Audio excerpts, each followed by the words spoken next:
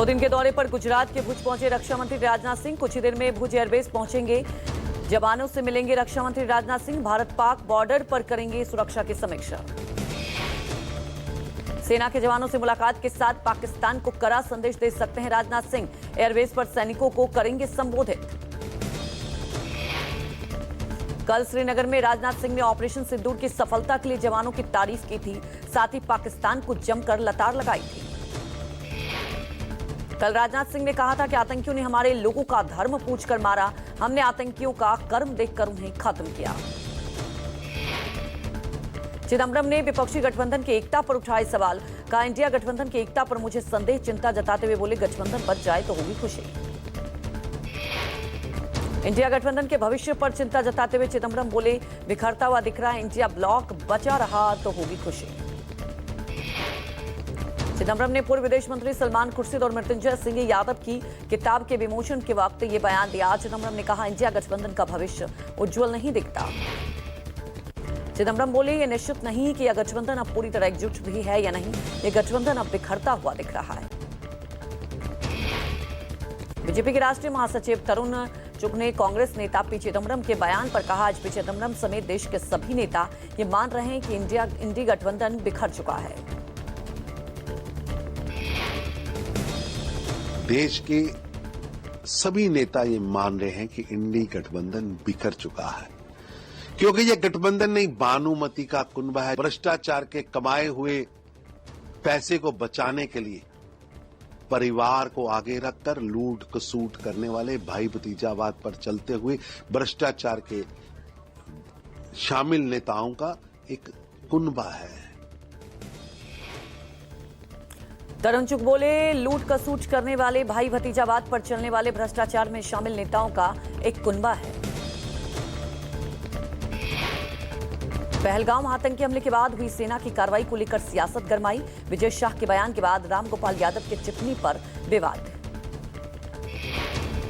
रामगोपाल के बयान पर सीएम योगी ने किया पलटवार। पोस्ट कर कहा, सेना की वर्दी जातिवादी चश्मे से नहीं देखी जाती। सीएम योगी ने रामगोपाल के बयान को तुष्टीकरण और वोट बैंक से प्रेरित मानसिकता वाला बताया। कहा, सेना राजधर्म निभाती है, न कि जाति या मजहब का प्रतिनिधित्व करती है। रामगोपाल यादव ने ट्वीट कर सीएम योगी पर बोला हमला। कहा, जहां धर्म, जाति और वर्ग देखकर लोगों पर फर्जी मुकदमे लगाए जा रहे हों, जाति धर्म के आधार पर एनकाउंटर किए जा रहे हैं। रामगोपाल ने कहा, मुख्यमंत्री की नाक के नीचे अल्पसंख्यक, दलित और पिछड़ों पर अकल्पनीय अत्याचार हो रहे हैं। सीएम ने शायद मेरी पूरी बात सुने बिना ही ट्वीट कर दिया। बिहार के दरभंगा में राहुल गांधी के खिलाफ 2 एफआईआर दर्ज। बिना इजाजत कार्यक्रम करने का एफआईआर पर बोले राहुल गांधी, हमारे लिए अनवेटर की तरह। दिल्ली में नेता प्रतिपक्ष राहुल गांधी आज प्रेस कॉन्फ्रेंस करेंगे। इस दौरान राहुल केंद्र सरकार से विभिन्न मुद्दों पर सवाल करेंगे। गिरिराज सिंह ने कांग्रेस सांसद और लोकसभा नेता प्रतिपक्ष राहुल गांधी के बयान पर कहा, राहुल गांधी व्याकुल हैं। उन्हें लगता है कि उनके और उनके परिवार के अलावा देश का प्रधानमंत्री नहीं बन सकता। गिरिराज सिंह ने गांधी परिवार पर हमला बोलते हुए कहा, गांधी परिवार हमेशा से गरीब और आरक्षण विरोधी रहा है। गांधी व्याकुल भारत है। उन्हें लग रहा है कि हमें प्रधानमंत्री हमारे सिवा कोई देश में बन नहीं सकता, यानी गांधी फैमिली और गांधी फैमिली के नेतृत्व के बगैर। गिरिराज सिंह बोले, पीएम मोदी ने देश में और नीतीश कुमार ने राज्य स्तर पर जातिगत जनगणना की। राहुल गांधी अपनी सरकार में भी ऐसा करवा सकते थे। आरजेडी सांसद मनोज झा ने राहुल गांधी के बयान पर कहा, जाति जनगणना, निजी क्षेत्र में आरक्षण महत्वपूर्ण सवाल है, इनसे सीधे निपटना सीखना चाहिए। चीजें जो हैं, जातिगत जनगणना, निजी क्षेत्र में आरक्षण, संस्थानों में आरक्षण और आबादी के अनुरूप प्रतिनिधित्व, ये महत्वपूर्ण प्रश्न हैं। इनको सीधे डील करना, पॉलिटिकली सीखा जाए, ना कि किसी नेता को रोक दिया, किसी पर वीडियो बना दिए, अनशंट अनाप शनाप अशोभनीय है। तो ये सारी चीजें राजनीति की में जो गरिमा है ना, उसको खत्म कर। बिहार बीजेपी अध्यक्ष दिलीप जायसवाल ने राहुल गांधी के दरभंगा दौरे पर कहा, राहुल गांधी ने बिना अनुमति के अंबेडकर छात्रावास में कल जो कार्यक्रम किया, उसके लिए राहुल गांधी पर केस ही नहीं होना चाहिए। दिलीप जायसवाल ने कहा, राहुल गांधी क्या कोई देवता हैं कि वो कानून भी तोड़ेंगे और उन पर केस नहीं होगा। बिहार चाणक्य की धरती है और यहाँ वो लोगों को बेवकूफ नहीं बना पाएंगे। राहुल गांधी ने बिना इजाजत के अंबेडकर छात्रावास में कल जो कार्यक्रम किया, राहुल गांधी पर सिर्फ केस ही नहीं, उनको जेल भेजना चाहिए। राहुल गांधी क्या देवता है कि कानून तोड़ेगा और उस पर केस नहीं हो? राहुल गांधी बिहार के जनता को बेवकूफ बनाने के लिए आया है। जेडीयू नेता नीरज कुमार ने नेता प्रतिपक्ष राहुल गांधी के बयान पर कहा, राजनीति में हठ धर्मिता अच्छी बात नहीं, विपक्ष के नेता हैं, कानून का पालन करना चाहिए। राजनीति में हठ धर्मिता अच्छी बात नहीं, आप विपक्ष के नेता हैं, कानून का पालन करना चाहिए। और दलितों के सवाल पर आप स्पष्टता से बोलते नहीं हैं।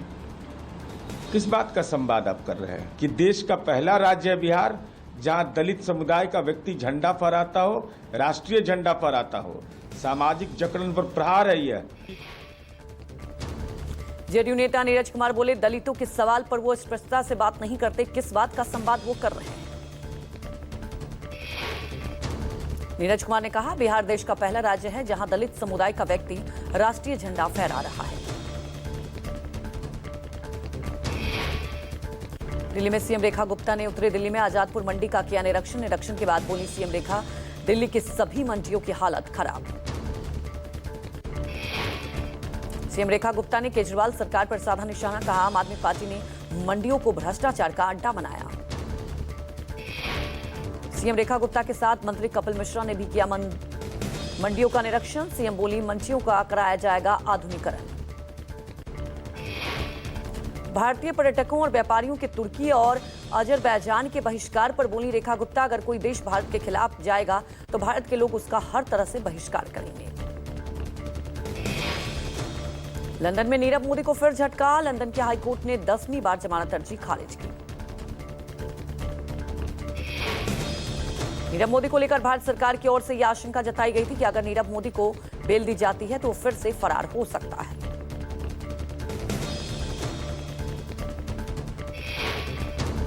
भारत के इस तर्क को अदालत ने गंभीरता से लिया और बेल की याचिका को नामंजूर कर दिया। 2019 से लंदन की जेल में बंद है नीरव मोदी।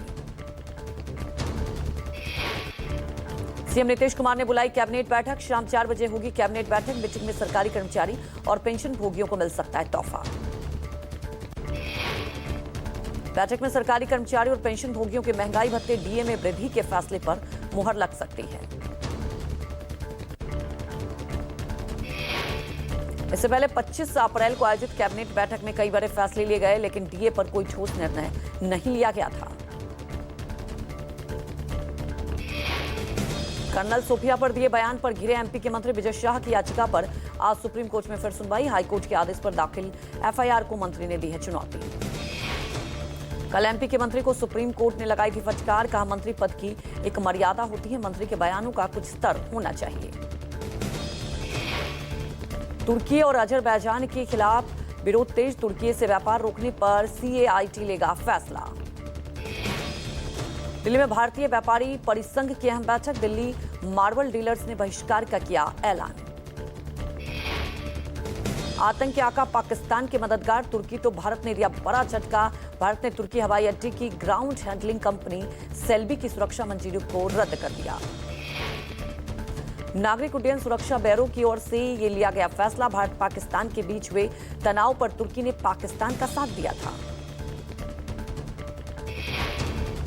दिल्ली मुंबई समेत कुल 9 एयरपोर्ट पर कंपनी को मिला था ग्राउंड हैंडलिंग और कार्गो हैंडलिंग का काम। सेल्बी तुर्की की सिविल एविएशन कंपनी है। बीजेपी सांसद प्रवीण खंडेलवाल ने कहा कि आज देश के 24 से अधिक राज्यों से व्यापारी नेता दिल्ली आए हुए हैं, उनके साथ आज बैठक होगी। प्रवीण खंडेलवाल बोले, तुर्की और अजरबैजान ने पाकिस्तान का साथ देकर हरकत की है, उसके खिलाफ हम आवाज उठाएंगे और तुर्की और अजरबैजान के साथ हमारे व्यापारिक संबंध समाप्त करने का अंतिम निर्णय लेंगे। प्रवीण खंडेलवाल ने कहा, भारत के सारे व्यापारी अन्य नागरिकों की तरह पीएम मोदी के साथ हैं। सारे व्यापारी पूरे अन्य नागरिकों की तरह प्रधानमंत्री श्री नरेंद्र मोदी जी के साथ है और कोई भी देश जो भारत के खिलाफ खड़ा होगा, भारत के व्यापारी कभी भी उसका साथ नहीं देंगे और उसके साथ कोई कारोबार। शिवसेना यूबीटी ने सामना संपादकीय में बीजेपी पर बोला हमला। पाकिस्तान के खिलाफ भारतीय सेना के पराक्रम का भाजपा पर राजनीतिक फायदा लेने का आरोप लगाया। शिवसेना का आरोप, तिरंगा यात्रा निकालकर मृत सैनिकों के बलिदान का राजनीतिक फायदा उठाने की कोशिश कर रही है बीजेपी। शिवसेना ने मध्य प्रदेश के मंत्री कुंवर विजय शाह के बयान का किया जिक्र। लिखा, कर्नल सोफिया कुरैशी पर दिए बयान पर माफी मांगकर लीपापोती की गई। शिवसेना यूपीटी ने भाजपा की नैतिकता पर उठाए सवाल। सामना ने कहा, धर्म के आधार पर अपमान करना भारतीय सेना और तिरंगे का अपमान है। पंजाब में आज से नशा मुक्ति यात्रा शुरू करेंगे केजरीवाल और सीएम मान। नमन शहार से नशा मुक्ति यात्रा की शुरुआत करेंगे। नशे के खात्मे को लेकर महाजनसंपर्क अभियान। हर दिन 351 गांव में होगी नशे के खिलाफ ग्राम सभा। 15,000 से अधिक गांव और वार्डों तक पहुंचेगी नशा मुक्ति यात्रा। युद्ध नशे विरुद्ध अभियान के तहत नशा तस्करों पर सख्त कार्रवाई जारी। अब तक 86 नशा तस्करों की अवैध संपत्ति पर चला बुलडोजर। 75 नशा तस्कर एनकाउंटर में घायल। अब पुलिस की गिरफ्त में है नशा तस्कर। मध्य प्रदेश सरकार के मंत्री विजय शाह के मामले में पकड़ातुल शाह को मंत्री पद से हटाने को लेकर राज्यपाल से मिले नेता प्रतिपक्ष। विधानसभा के नेता प्रतिपक्ष उमंग सिंघार ने राज्यपाल मंगू भाई पटेल से की मुलाकात। 1 दर्जन से ज्यादा विधायकों के साथ राजभवन पहुंचे उमंग सिंघार। राज्यपाल से मुलाकात के बाद कांग्रेस नेताओं ने राजभवन के बाहर किया प्रदर्शन। कांग्रेस ने की मंत्री कुंवर विजय शाह को बर्खास्त करने की मांग। जिन्होंने सेना के एक आला अधिकारी के खिलाफ बयान करे, अवरत टिप्पणी करी, लेकिन सरकार ने अभी तक कोई निर्णय नहीं लिया। हम चाहते हैं कि उसका इस्तीफा हो। जन भावना है, क्या सरकार भारतीय जनता पार्टी सेना से बड़ी हो गई है? मोदी जी को मैं कहना चाहता हूं, इस पर तत्काल निर्णय होना चाहिए। अमित शाह जी से कहना चाहता हूं, प्रदेश अध्यक्ष जी से कहना चाहता हूं, मुख्यमंत्री जी क्यों चुप है? पाकिस्तान के पूर्व एयर मार्शल मसूद अख्तर ने किया बड़ा खुलासा। भारत ने ऑपरेशन सिंदूर के दौरान भुलारी एयरबेस पर भारत ने गिराई 4 ब्रह्मोस मिसाइलें। भारत पाकिस्तान के बीच सीजफायर होने के बाद हुआ भारत की कार्रवाई का खुलासा। ब्रह्मोस ने सिर्फ 23 मिनट में पाकिस्तान की 11 एयरबेस तबाह किए।